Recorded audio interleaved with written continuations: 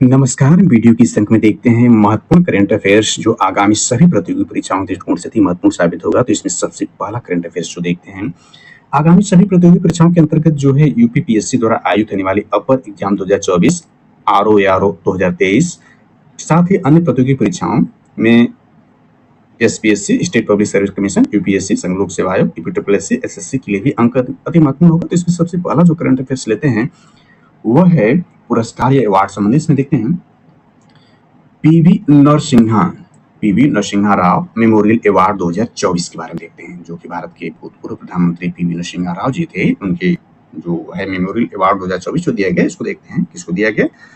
मार्च 2024 में दिया गया किसको? टाटा सन्स के पूर्व अध्यक्ष रतन टाटा जी को। एक महत्वपूर्ण जो उद्योगपति हैं और बौद्धजीवी हैं रतन टाटा जी, जो टाटा सन्स के पूर्व अध्यक्ष रहे, इनको दिया गया।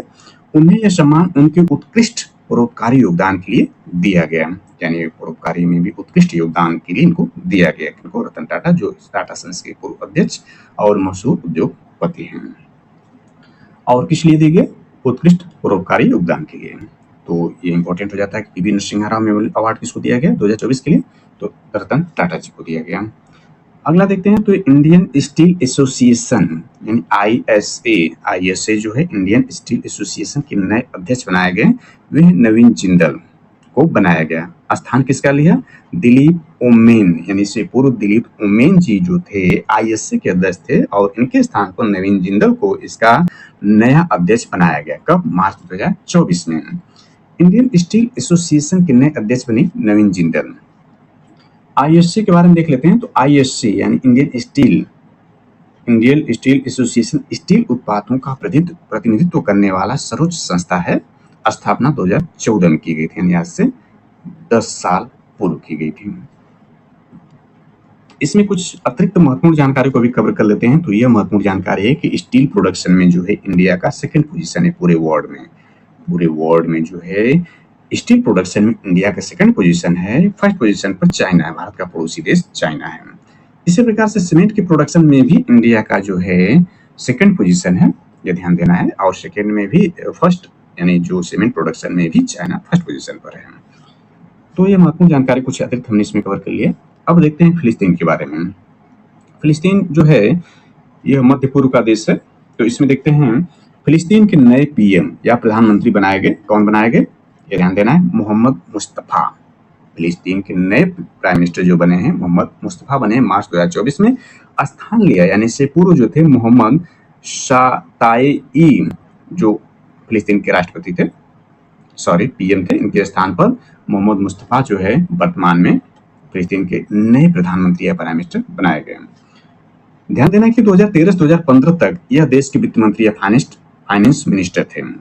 2013 से 2015 तक ये देश यानी फिलिस्तीन के वित्त मंत्री रहे। और फिलिस्तीन के बारे में कुछ जानकारी देख लेते हैं। तो फिलिस्तीन आंशिक रूप से मान्यता प्राप्त एक राष्ट्र है। इसकी राजधानी देखें तो जेरूसलम है। राष्ट्रपति इसके देखें वर्तमान में तो महमूद अब्बास हैं। ये फिलिस्तीन जो एक मध्य पूर्व का महत्वपूर्ण देश है फिलिस्तीन, और इसराइल के बीच अक्सर विवाद हुआ करता है। तो गोलन हाइट भी जो विवादित है इसराइल में है। तो ये सब सारी जानकारी इसमें है। आगे देखते हैं तो भारतीय निर्यात संगठनों के संघ के नए अध्यक्ष, यानी भारतीय निर्यात संगठनों का जो संघ है FIEO, इसको बोलते हैं the federation of Indian export organisation. FIEO के जो भारतीय निर्यात संगठनों के नए अध्यक्ष बनाए गए वह अश्विनी कुमार जी बनाए गए। ये किनके स्थान बनाए गए? डॉक्टर एस शक्तिवेल, यानी इससे पूर्व जो थे डॉक्टर एस शक्तिवेल जो थे FIEO के अध्यक्ष थे। और इसके बारे में जानकारी कुछ लेते हैं। FIEO यानी the federation of Indian export organisation जो है यह वाणिज्य उद्योग मंत्रालय भारत सरकार द्वारा वर्ष 1965 में स्थापना की गई। इसका मुख्यालय हेडक्वार्टर नई दिल्ली में, भारत की राजधानी नई दिल्ली में है। अगली महत्वपूर्ण करंट अफेयर्स उसमें कवर करते हैं। तो यह बनता है ब्रांड फाइनेंस इंश्योरेंस 100 रिपोर्ट 2024 मार्च 2024 में जारी की गई। यानी मार्च 2024 में जारी इस रिपोर्ट के अनुसार भारत की सार्वजनिक क्षेत्र की बीमा कंपनी भारतीय, दो बार भारतीय हो गया, भारतीय जीवन बीमा निगम यानी LIC, यानी इंडियन लाइफ जो भारतीय जीवन बीमा निगम है, यानी भारतीय जीवन बीमा निगम LIC है। वैश्विक स्तर पर सबसे मजबूत ब्रांड है, वेरी वेरी इंपॉर्टेंट जाता है, पूछा सकता है कि वैश्विक स्तर पर सबसे मजबूत ब्रांड कौन सा है फाइनेंस के इंश्योरेंस में, तो वो LIC है। LIC का ब्रांड मूल्य 9.8 अरब अमेरिकी डॉलर पे स्थित है, जिससे यह भारत की सबसे मूल्यवान सार्वजनिक क्षेत्र का उपक्रम PSU पब्लिक सेक्टर यूनिट बन गया है। इस सूची में ताइवानी कैथे लाइफ इंश्योरेंस दूसरा स्थान ताइवान की कंपनी का है, जिसका नाम कैथे लाइफ इंश्योरेंस है, और इसकी ब्रांड वैल्यू 4.9 अरब डॉलर, लगभग जो LIC से आधा है। जबकि ऑस्ट्रेलियाई NRMA इंश्योरेंस थर्ड सबसे मजबूत बीमा ब्रांड है, जिसका ब्रांड मूल्य 1.3 अरब डॉलर है। यानी वैश्विक स्तर पर सबसे मजबूत वैश्विक ब्रांड कौन सा है बीमा के क्षेत्र का, तो भारत की LIC, जिसका 9.8 अरब अमेरिकी डॉलर इसका ब्रांड मूल्य है LIC का। LIC के बारे में देखते हैं तो LIC की स्थापना 1 सितंबर 1956 को की गई। वर्तमान अध्यक्ष सिद्धार्थ मोहंती जी हैं। वेरी वेरी इंपॉर्टेंट है, ये ध्यान देना। अगला जो हमने इसको देखा ब्रांड फाइनेंस, यानी ये जो एग्जाम दृष्टिकोण से अति महत्वपूर्ण है, क्योंकि यह सबसे मजबूत ब्रांड भारत की कंपनी का है, इसलिए वेरी वेरी इंपॉर्टेंट है। और अगला देखते हैं तो इसमें अगला जो बनता है वो इसको लेते हैं विश्व रंगमंच दिवस 2024 को। यानी विश्व रंगमंच दिवस 2024 कब मनाया जाता है? विश्व रंगमंच दिवस कब मनाया जाता है? ध्यान देना, 27 मार्च को मनाया जाता है।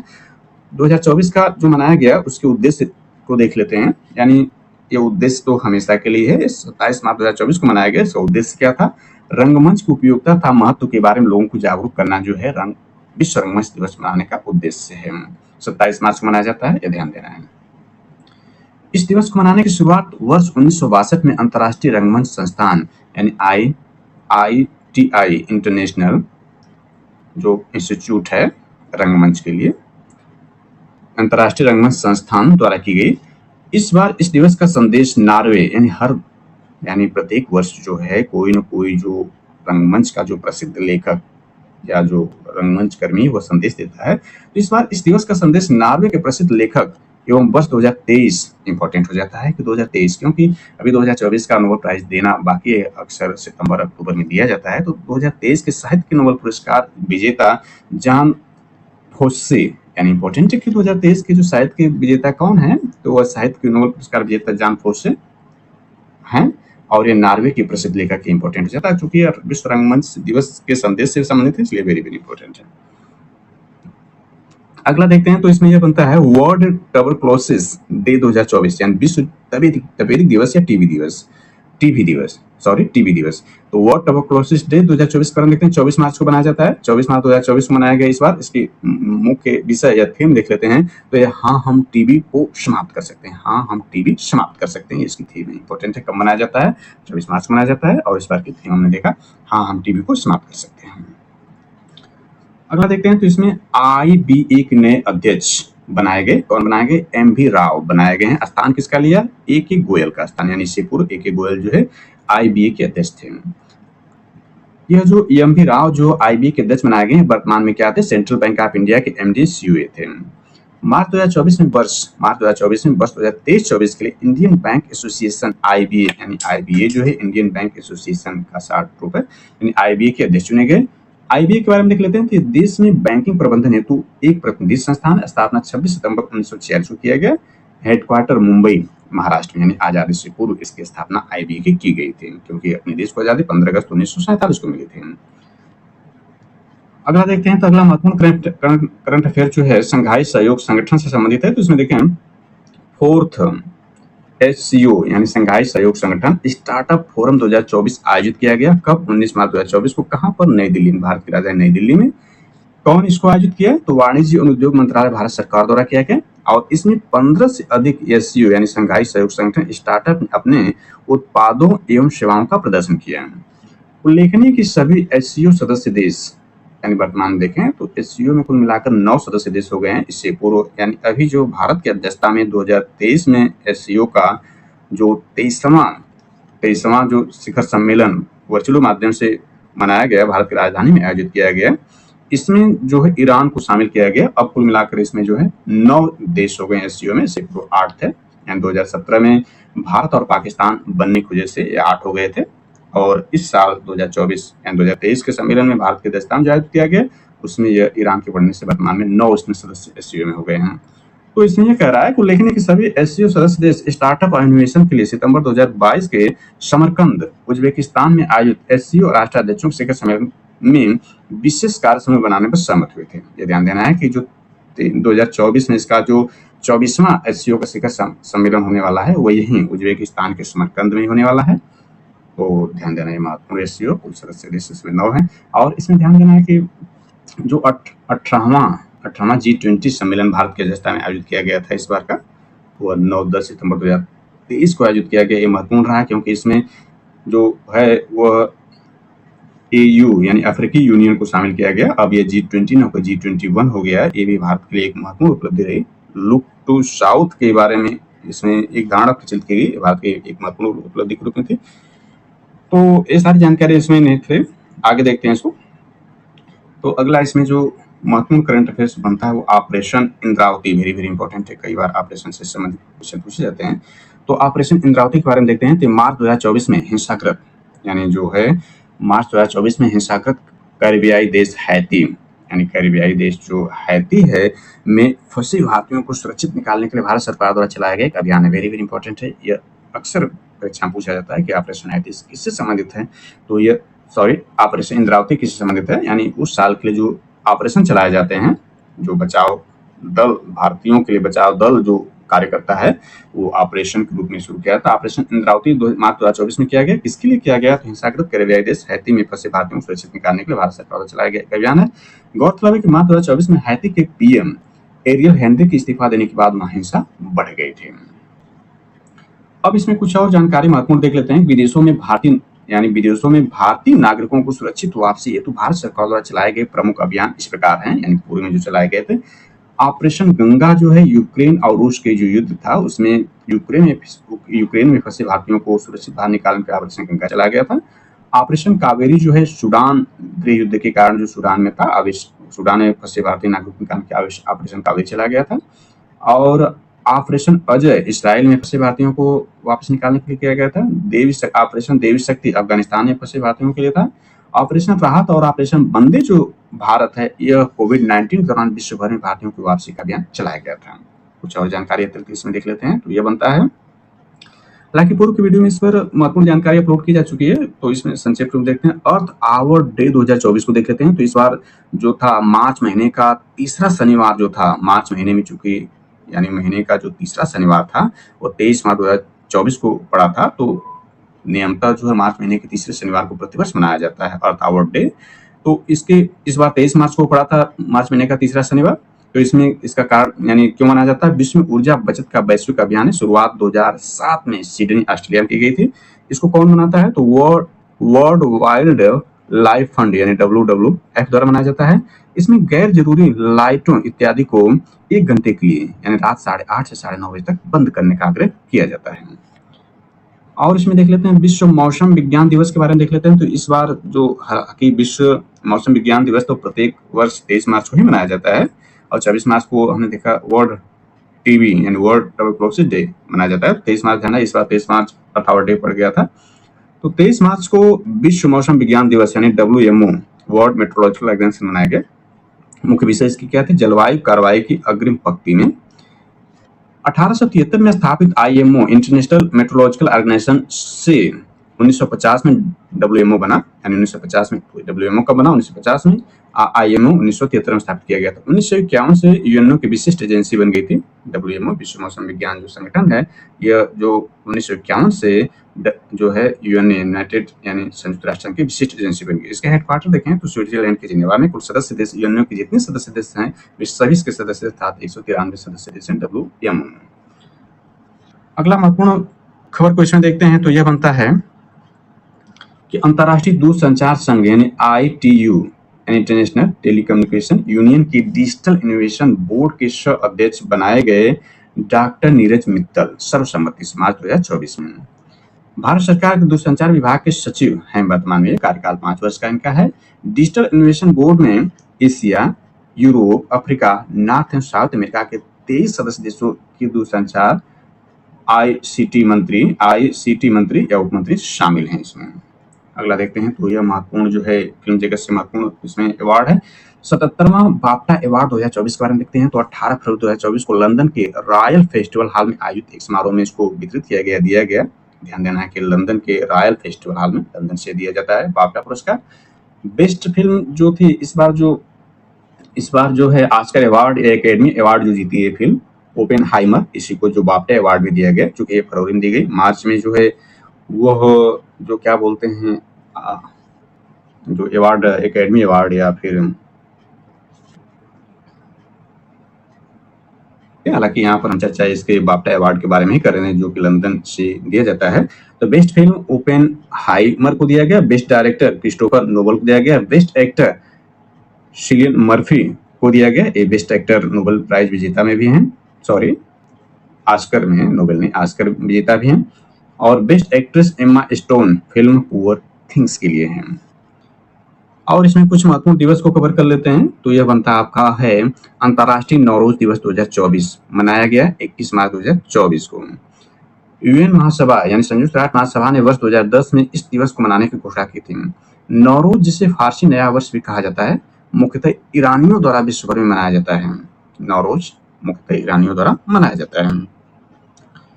अगला इसमें महत्वपूर्ण देखते हैं तो यह बनता है महत्वपूर्ण जो है award Dada Saheb Phalke international film festival award 2024 के बारे में 20 फरवरी 2024 को दिया गया, मुंबई में आयोजित एक समारोह में दिया गया। और इसमें देखते हैं तो यानी film fair of the year, film of the year दिया गया सलार पार्ट 1 सीज फायर को। बेस्ट एक्टर शाहरुख खान जवान फिल्म के लिए। और क्रिटिक्स में बेस्ट एक्टर जो विक्की कौशल को दिया गया सैम बहादुर फिल्म के लिए। बेस्ट एक्ट्रेस नयनतारा को फिल्म जवान के लिए। और बेस्ट एक्ट्रेस क्रिटिक्स में करीना कपूर खान को जाने चैन के लिए दिया गया है। और ध्यान देना कि बेस्ट एक्ट्रेस नयनतारा फिल्म जवान के लिए और रानी मुखर्जी को, यानी इन दोनों को संयुक्त रूप से दिया गया बेस्ट एक्ट्रेस का जो अवार्ड दिया गया नयनतारा और रानी मुखर्जी को फिल्म श्रीमती चटर्जी बनाम नॉर्वे के लिए। बेस्ट डायरेक्टर संदीप रेड्डी वांगा को फिल्म एनिमल के लिए। और बेस्ट डायरेक्टर क्रिटिक्स का इटली फिल्म जवान के लिए। फिल्म इंडस्ट्री में उत्कृष्ट योगदान के लिए जो दादा साहब फाल्के इंटरनेशनल पुरस्कार दिया गया मशहूर पूर्व जमाने की अभिनेत्री मौसमी चटर्जी को दिया गया। अगला देखते हैं तो यह महत्वपूर्ण करंट अफेयर्स बनता है IMT लैट 2024 से, यानी वेरी वेरी इंपॉर्टेंट है। इसमें I India, M Mozambique, T Tanzania, IMT यानी इंडिया, मोजाम्बिक, तंजानिया के बीच संयुक्त समुद्री अभ्यास का दूसरा संस्करण आयोजित किया गया 2024 में। 21 से 29 मार्च 2024 के मध्य तंजानिया, मोजाम्बिक में, यानी तंजानिया और मोजाम्बिक जो कि अफ्रीकी देश हैं, वहां पर आयोजित किया गया। वर्तमान संस्करण 2 चरणों में आयोजित हुआ, यानी 21 से 29 जो मार्च 2024 का आयोजित किया गया। 2 चरणों में आयोजित किया गया। प्रथम चरण बंदरगाह चरण था 21 से 24 मार्च 2024 के मध्य जंजीबार तंजानिया में। द्वितीय चरण समुद्री चरण था 24 से 27 मार्च 2024 के मध्य नकाला मोजाम्बिक में। जंजीबार कहाँ है? तंजानिया में। नकाला कहाँ है? मोजाम्बिक में। इसमें भारतीय नौसेना के जहाज INS तीर, INS सुजाता ने भाग लिया। वेरी इंपोर्टेंट है, जहाज के कौन से जहाज नौसेना के भाग लिए, तो इसमें INS तीर और INS सुजाता ने भाग लिया। इस अभ्यास का प्रथम संस्करण अक्टूबर 2022 में हुआ था, इस बार 2024 में हुआ है, यानी 2 साल बाद।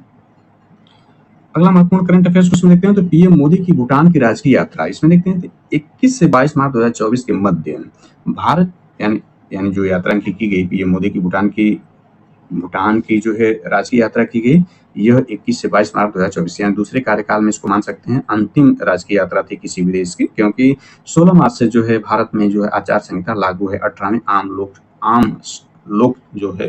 चुनाव जो है लोकसभा के लिए, 18वीं लोकसभा के लिए जो है आचार संहिता लग चुकी है। 7 चरणों में आयोजित है। प्रथम चरण 19 मार्च बीत चुका है। आखिरी चरण इसका 1 जून 2024 को होगा और इसका परिणाम जो होगा या मतगणना जो होगी 4 जून 2024 को की जाएगी। जून में नई सरकार का गठन होगा। तो इसमें ध्यान देना है कि 21 से 22 मार्च 2024 के मध्य यह पीएम मोदी की भूटान की राजकीय यात्रा की गई। भारत सरकार की पड़ोसी प्रथम नीति पर आधारित यात्रा थी। पीएम मोदी 7 जून 2024 में भूटान की राजकीय यात्रा की थी, यानी 2014 में जब ये पहली बार जो भारत के प्रधानमंत्री बने थे तो सबसे पहले विदेश की यात्रा में यह भूटान ही गए थे। पीएम बनने के बाद किसी देश की पहली राजकीय यात्रा थी पीएम मोदी की। इसमें देखें तो इन्होंने क्या किया, भूटान के राजा, इंपॉर्टेंट है, पूछा जाता है भूटान के राजा कौन? भूटान के राजा जो जिग्मे शेखर नामयान वांगचुक और भूटान के 4th नरेश, इससे पूर्व में जो चौथे यानी भूतपूर्व नरेश हैं, जो चौथे राजा थे जिग्मे सिंह वांगचुक से मुलाकात की। इसके अलावा उन्होंने भूटान के जो वर्तमान में पीएम हैं दासो शेरिंग ट्राबो के साथ मुलाकात एवं बातचीत की। इस पर आधारित पारस्परिक पारस्परिक हित के द्विपक्षीय एवं क्षेत्रीय मामलों पर विचार विमर्श किया। तो इस तरह से वेरी वेरी इंपॉर्टेंट जो है करंट अफेयर्स था, इसको हमने संक्षेप में करने का प्रयास किया और आगामी ये सभी प्रतियोगी परीक्षाओं के दृष्टिकोण से अति महत्वपूर्ण साबित होगा। Thanks for watching this.